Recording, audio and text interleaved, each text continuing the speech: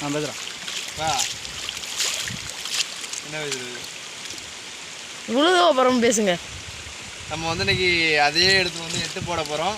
இந்த பைக்கில் தான் போட போகிறோம். ஓட்டுறது நம்ம ஃப்ரெண்டு தான், பார்த்துக்குங்க. தரமான சம்பவம். எதுக்கு முன்னாடியே போட்டு கீழே விழுந்துட்டோம். இப்போ என்ன ஆக போகுதுன்னு தெரில. தஞ்சை விவசாயி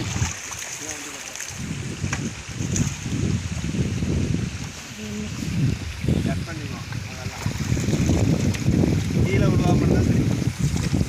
அதை நீங்கள் ஓட்டுறதை பொறுத்திருக்கு. ஃபஸ்ட்டு ஒரு ஹீரோவை போடுவோம்.